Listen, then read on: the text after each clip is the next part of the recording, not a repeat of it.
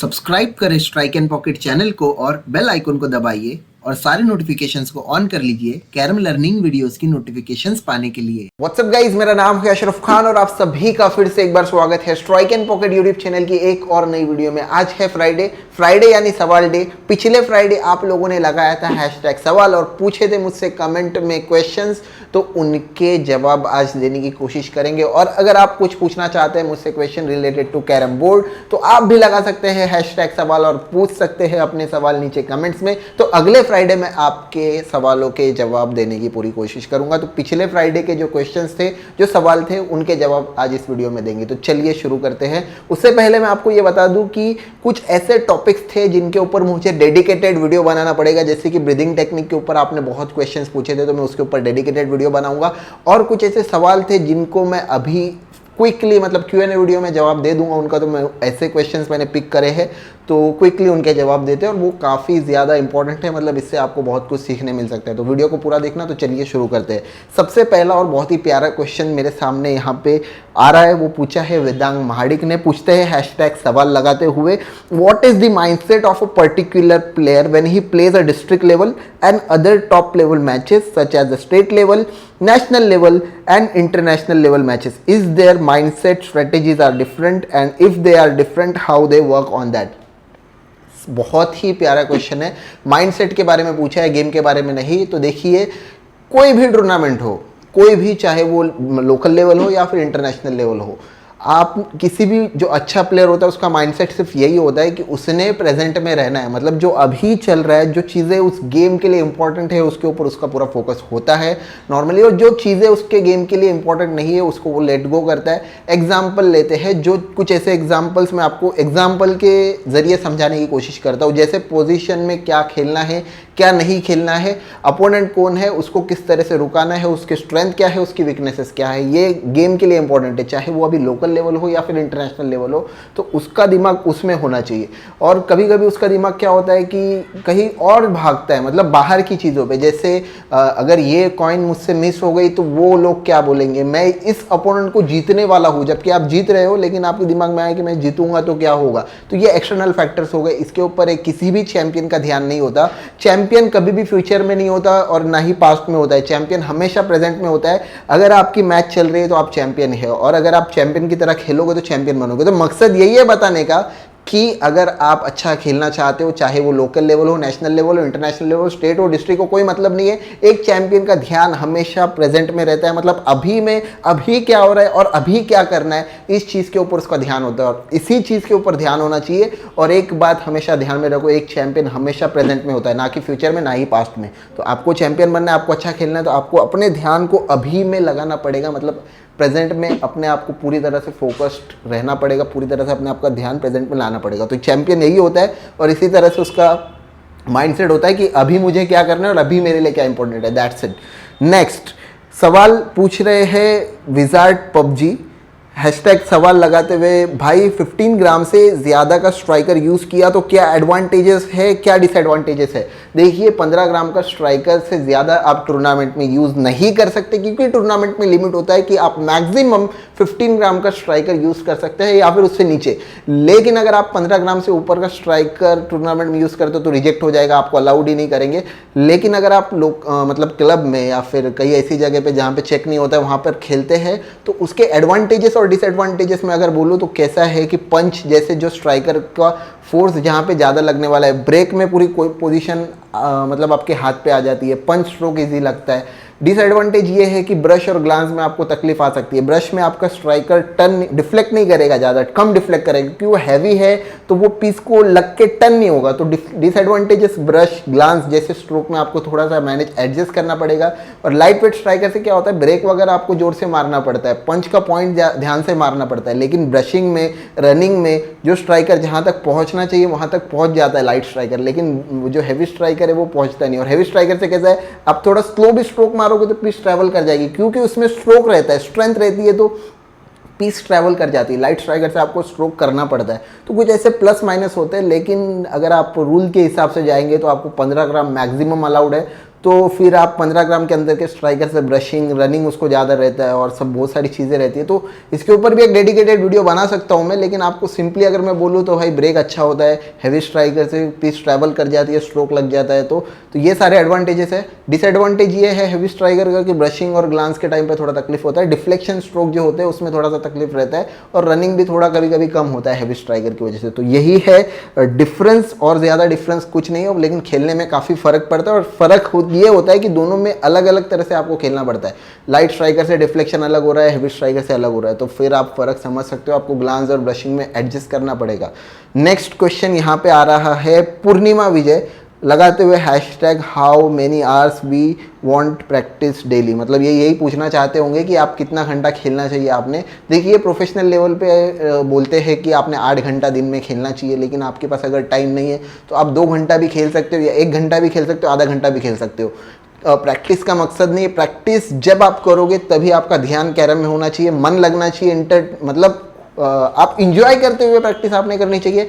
लेकिन काफ़ी लोग क्या करते हैं भाई, उनका ध्यान नहीं लगता है कैरम में और फिर कंटा लाते हुए भी खेल रहे हैं। मतलब फिर आप ऐसे 12 घंटा खेल लो, 16 घंटा खेल लो, 24 घंटा खेल लो, वैसा मतलब नहीं है। जब भी आप प्रैक्टिस कर रहे हो तो आपको वो प्रैक्टिस तभी फायदेमंद होगी जब आपका दिल लगेगा, जब आप अपना पूरी खुशी से, पूरी एनर्जी से और पूरे ध्यान से प्रैक्टिस करेंगे, तो वो प्रैक्टिस आपके लिए बेनिफिशियल होगी और इंपॉर्टेंट होगी। तो आप कितना घंटा ऐसे खेल सकते हो वो मायने करता है। बाकी फिर अगर आपके पास टाइम लिमिट, मतलब ऐसे तो प्रोफेशनली 8 घंटा बोलते हैं, लेकिन आपके पास अगर टाइम ज़्यादा कम ज़्यादा है तो आप अपने हिसाब से एडजस्ट कर सकते हो। लेकिन मैं 2 घंटा आपको बोलूँगा आप खेलो, अगर टाइम नहीं है तो। और अगर आपके पास टाइम है तो आप 8 घंटा दो, लेकिन इतना ध्यान रखना कि जब भी खेलो तभी पूरे इंजॉय के साथ, मतलब फन करते हुए, मज़ा करते हुए और पूरा ध्यान लगाते हुए आपने खेलना है। तो ये था इनका जवाब। अब नेक्स्ट है स्वाति वीआई लगाते हुए हैशटैग पूछ रहे, can you provide cost effective wooden stool on your website. देखिए स्टूल हम अभी आपको प्रोवाइड कर सकते हैं, वुडन भी कर सकते हैं, प्लास्टिक का भी, सब कुछ कर सकते हैं, लेकिन इसका ज़रूरत नहीं है आपको। सस्ते में ऑप्शन में अगर रिकमेंड करूँ तो नीलकमल का स्टूल ले लो, प्लास्टिक का बहुत अच्छा होता है। या फिर आपको वुडन चाहिए तो वुडन भी आपको कई रास्ते पे या कई स्टोर्स में मिलते हैं, तो वहाँ से ले लो। एक बार स्टैंडर्ड हाइट का वीडियो मैंने बनाया था, standard size of all carrom equipments, तो वो साइज़ देख लो एक बार और उस हिसाब से आप ले लो। चाहे नीलकमल का प्लास्टिक का ले लो या फिर वुडन का ले लो, वो साइज़ का ले लो तो आपके लिए सही रहेगा। मैं चाहिए तो अवेलेबल कर सकता हूँ मेरी वेबसाइट पे mycarom.com पे, लेकिन उसकी मुझे नहीं लगता रिक्वायरमेंट है, क्योंकि वो आपको इजीली मार्केट में मिल जाएगा। मेरा जो काम है वो आपको सिर्फ सेल करना नहीं है, आपको ऐसी चीज़ें देना है जो कहीं पर भी अवेलेबल नहीं हो रही है, इसीलिए तो वो अच्छी चीज़ें मैं आपको देने का मेरा मकसद है। स्टूल आपको कहीं भी मिल जाएगा तो आप वहाँ से लेंगे तो आपके लिए ज़्यादा बेटर है। नेक्स्ट क्वेश्चन मौज़म अजीज़ लगाते हुए हैशटैग पूछ रहे, firstly big fan sir, thank you so much. उसके बाद में सर एक बेसिक और अच्छा कैरम जिसपे शॉर्ट प्रैक्टिस कर सके हम, ऐसा कैरम सजेस्ट कीजिए विथ शॉपिंग प्लेटफॉर्म। तो इनको मैं सजेस्ट करूंगा प्रिसाइज का क्रोमा बोर्ड आप ले सकते हो इनिशियल लेवल पे, प्रिसाइज क्रोमा mycarom.com पे अवेलेबल है, वहाँ से जाके आप ले सकते हो। या फिर आपका थोड़ा बजट अच्छा है तो प्रिसाइज A1 ले सकते हो, प्रिसाइज A1 और भी अच्छा, मतलब आपको बजट का कोई इशू नहीं है तो प्रिसाइज एलिगेंट पे भी आप जा सकते हो। तो 3 ऑप्शन मैंने बता दिए, आप अपने बजट के हिसाब से देख सकते हो आपको कौन सा सूटेबल है और आप अपने हिसाब से ले सकते हो। नेक्स्ट क्वेश्चन यहाँ पे है अब्दुल अरशद की तरफ से लगाते हुए हैशटैग पूछ रहे, अशरफ भाई अच्छा कैरम कैसे पहचाने और मिनिमम स्ट्राइकर कितना रिबाउंड होना चाहिए कैरम पे हल्के से मारने पे। देखिए हल्के से मारने पे, फास्ट मारने पे कुछ नहीं है, स्ट्राइकर की रनिंग पे रिबाउंड डिपेंड करता है कि कितना होना चाहिए।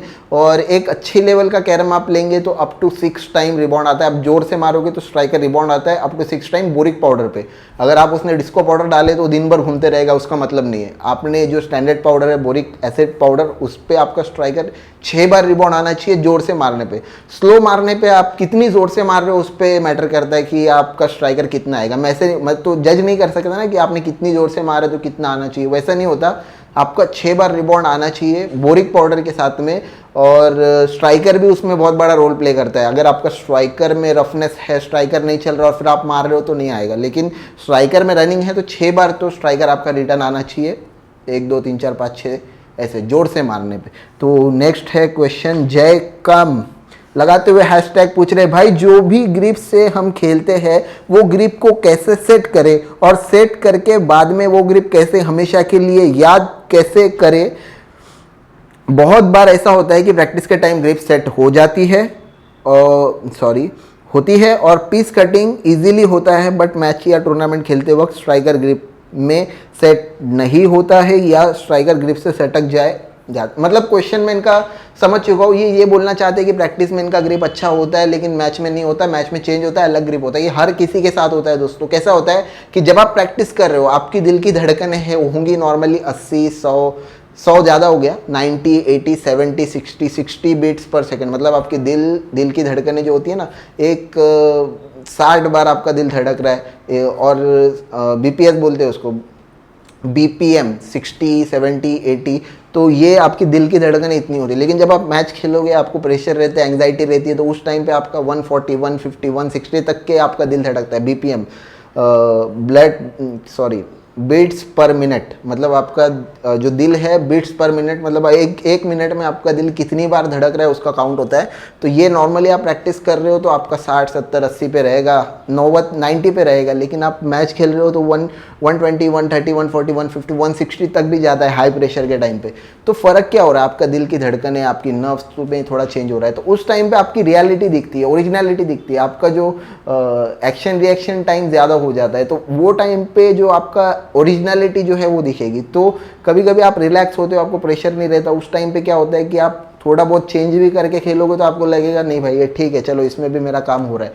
तो एक ऐसा होता है कि आपकी ओरिजिनलिटी क्या है वो आपको प्रैक्टिस में ढूंढना है और उसी चीज़ को आपको थोड़ा सा अपने ऊपर कंट्रोल करके मैच में खेलना पड़ेगा। और थोड़ा बहुत फ़र्क आता है इनिशियल लेवल पे, अगर आपका गेम इतना डेवलप नहीं हुआ है तो एक ग्रिप आपको स्टिक करनी पड़ेगी और उसी ग्रिप से, जिस ग्रिप से आपने 2 महीना प्रैक्टिस करी है, उस ग्रिप से उसी स्टाइल से आपको मैच में खेलना है। अगर आपने उसी स्टाइल से नहीं खेला मैच में, आपको स्टार्टिंग में कॉइन्स नहीं जाएगी चलेगा, मतलब मैच में 1-2 बोर्ड कॉइन नहीं जा रही है चलेगा, लेकिन वो जो तरीका है अगर आपने उसको मैच में चेंज कर दिया तो आप पहला भी भूल जाओगे, बाद का भी भूल जाओगे। तो मकसद ये है मेरा, जो प्रैक्टिस में आप कर रहे हो उस स्टाइल को याद रखो, ध्यान में रखो और उसी स्टाइल से खेलो, चाहे मिसिंग हो, चाहे कॉइन्स नहीं जाए, चाहे कुछ भी हो जाए, चाहे दुनिया की इधर की उधर हो जाए, लेकिन हमें जो स्टाइल से हम पहले खेल रहे हो उसी स्टाइल को कंटिन्यू करना है। प्रैक्टिस में जो कर रहे हो उसी स्टाइल से करना है। अगर आपने उसको चेंज कर दिया तो फिर आप वापस से 0 पे आ जाओगे। तो समझ रहे हो मकसद क्या है मेरा बताने का?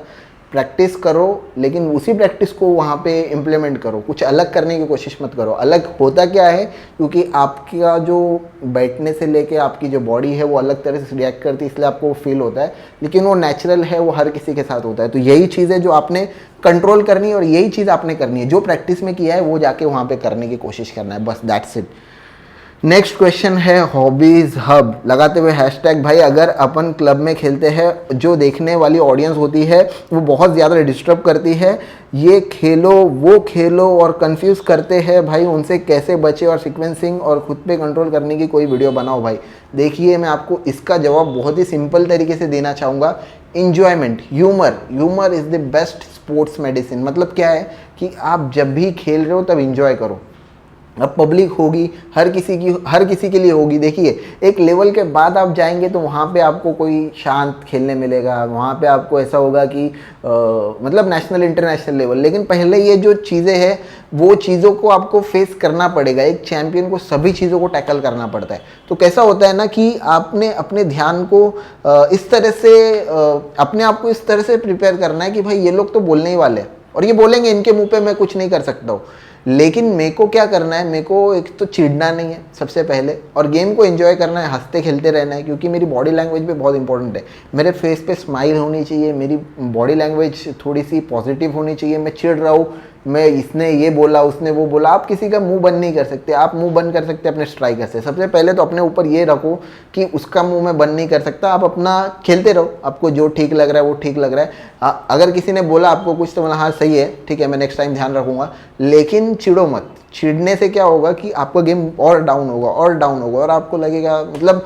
मेरा बोलने का मतलब यही है कि जब भी खेलो एंजॉय करो और बाकी सब पे ध्यान मत दो, अपने गेम पे ध्यान दो। और यही बहुत ज़्यादा इंपॉर्टेंट है। और आपको लगता होगा सिर्फ आपके साथ हो रहा है, हर चैंपियन के साथ होता है, हर प्लेयर के साथ होता है। जो भी आगे जाता है वो ये सब चीज़ों को झेल के जाता है। तो एक बात याद रखना, किसी भी स्पोर्ट्स में जब भी आप खेलो तो मतलब इंजॉय करो, क्योंकि खेल है, खेल मतलब फन मतलब इंजॉयमेंट। तो हमें उस चीज़ को जीना है, तो वही चीज़ है। बाकी ये सब में आप घूम जाओगे तो खेल के मतलब ही नहीं है आपका। बाकी ऐसे लोगों को साइड करना, एक कान से सुनना एक कान से छोड़ना, और आपके साथ ही नहीं सबके साथ ये होता है। तो थोड़ा बहुत तो आपको सेक्रीफाइस करना पड़ेगा, थोड़ा बहुत समझदारी से इसको टैकल करना पड़ेगा। नेक्स्ट है क्वेश्चन आशुतोष भरद्वाज का लगाते हुए हैशटैग सवाल, इंटरनेशनल मैच कौन सा पाउडर यूज़ होती है मुझे बताओ without boric acid and precise elegant powder. देखिए बोरिक एसिड पाउडर यूज़ होता है, अगर बात कर रहा हूँ मैं एशियन कंट्रीज़ में, जहाँ पे इंडिया, श्रीलंका, पाकिस्तान, बांग्लादेश, मालदीव्स या फिर कुछ और भी कंट्रीज़ है, तो यहाँ पे अगर इंटरनेशनल टूर्नामेंट हो रही है तो यहाँ पे बोरिक एसिड पाउडर ही यूज़ होता है, चाहे वो प्रिसाइज का हो या फिर कोई भी ब्रांड हो, बोरिक एसिड पाउडर यूज़ होता है। कुछ ऐसी कंट्रीज़ है, यूरोपियन कंट्रीज़, जहाँ पे बोरिक एसिड पाउडर बैंड है, मतलब आप वहाँ पे बोरिक एसिड यूज़ नहीं कर सकते, तो उसके कुछ अपने वजूहत है। लेकिन फिर वहाँ पे क्या यूज़ होता है, बोरिक एसिड बैन है तो आप यूज़ नहीं कर सकते, लेकिन टूर्नामेंट वहाँ पर भी होती है। लेकिन जैसे यूएसए हो गया, कोरिया हो गया, तो या फिर स्विट्ज़रलैंड हो गया, तो यूरोपियन सारी कंट्रीज़ में मेरे ख्याल से बोरिक एसिड बैन है। तो वहाँ पे होता है पोटैटो स्टार्च पाउडर, मतलब बटाटे की एक पाउडर होती है, उसको बोलते हैं पोटैटो स्टार्च पाउडर। उसमें रनिंग थोड़ी ज़्यादा होती है normally comparatively boric acid powder से, तो वो पाउडर वहाँ पे यूज़ होता है। तो बोरिक एसिड ही यूज़ होता है हमारे यहाँ पे, तो बोरिक नेशनल वगैरह सब बोरिक से ही होता है। तो दो ही तरह के पाउडर अभी तक तो इंटरनेशनल में यूज़ हो रहे हैं, एक तो है बोरिक एसिड जो एशियन कंट्रीज है वहाँ पे, और दूसरा है हमारा पोटैटो स्टार्च जो यूरोपियन कंट्रीज है वहाँ पे।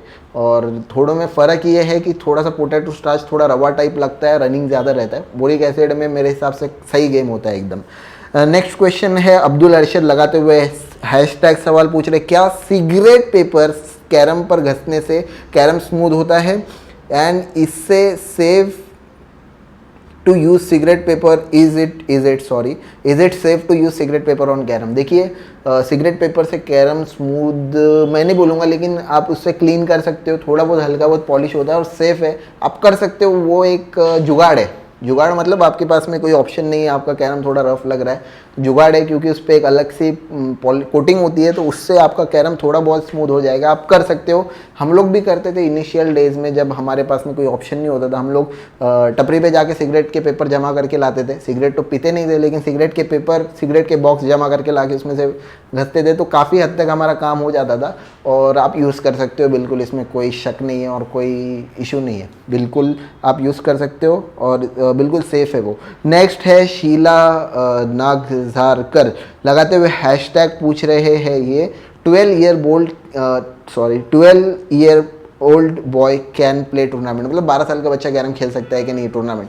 तो जी हाँ यार, आप खेल सकते हो जब तक आपको स्ट्राइकर हाथ से छोड़ने आता है, चाहे वो आप 1 साल के 2 साल के हो तो भी खेल सकते हो, ओपन खेल सकते हो। लेकिन मैं रिकमेंड करूँगा कि 12 साल के बच्चे के लिए सब जूनियर, जूनियर और फिर यूथ, मतलब अंडर 21 के लिए यूथ, 18 साल के अंदर के लिए जूनियर, 14 साल के अंदर के लिए सब जूनियर, ये सारी भी ऑप्शंस होते हैं। तो लोकेशन आपका क्या है वो भी मैटर करता है। तो इसके भी नेशनल होते हैं, नेशनल लेवल के टूर्नामेंट होते हैं, तो वहाँ पर भी आपका लड़का खेल सकता है। ओपन के लिए तो कोई एज ही नहीं होती, आप भले 5 साल के रहो, 6 साल के रहो, 50 या 60 साल के रहो, कुछ फ़र्क नहीं पड़ता, आप कहीं भी कभी भी खेल सकते हो टूर्नामेंट, आप बिल्कुल खेल सकते हो, एज का कोई मसला नहीं है। लेकिन आप सब जूनियर, जूनियर के लिए 14, 18, 21 साल के अंदर, यूथ में 21 साल के अंदर का होना आपने ज़रूरी है।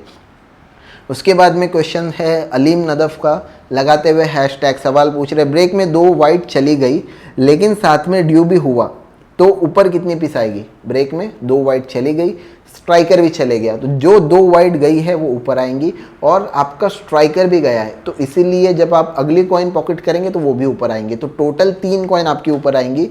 कंसेप्ट यही है कि डबल ड्यू होता है तो आपकी एक पीस ऊपर एक जो गई है वो ऊपर आती है और एक स्ट्राइकर क्योंकि गया है वो ऊपर आता है। आपकी 2 पीस गई है तो दोनों गई हुई ऊपर आएंगी, क्योंकि स्ट्राइकर भी साथ में गया इसलिए स्ट्राइकर का एक ड्यू ऊपर आएगा। 3 पीस भी गई और स्ट्राइकर अभी साथ में चले गए तो तीनों ऊपर आएंगे और एक स्ट्राइकर आपका अंदर गया इसलिए आपके एक और एक्स्ट्रा कॉइन ऊपर आएगी, मतलब 4 ऊपर आएगी। तो कंसेप्ट ये है कि जितनी भी कॉइन जाएगी उतनी ऊपर आएगी और एक एक्स्ट्रा ऊपर आएगी अगर स्ट्राइकर साथ में जाता है तो 1 टन के अंदर।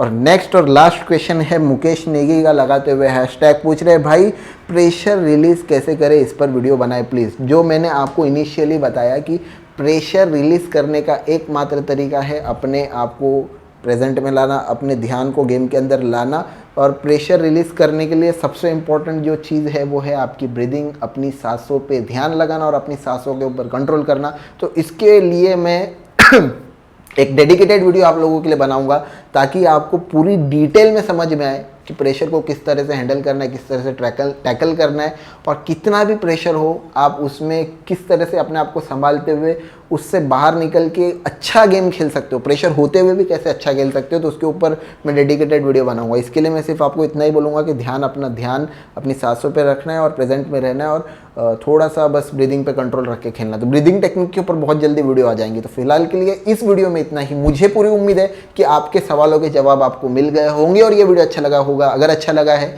लाइक शेयर करिए, कमेंट में मुझे नीचे बताइए कि वीडियो आपको कैसा लगा है, और कुछ आपके सवाल होंगे तो कमेंट में मुझे नीचे आप पूछ सकते हैं। उसके अलावा चैनल को सब्सक्राइब करिए, बेल आइकन को प्रेस करिए, क्योंकि मैं अशरफ खान आप लोगों के लिए स्ट्राइक एंड पॉकेट पर कैरम लर्निंग वीडियोस लेके आता रहता हूँ। Stay blessed, stay focused, keep playing and keep loving carrom. Bye bye and see you in the next one.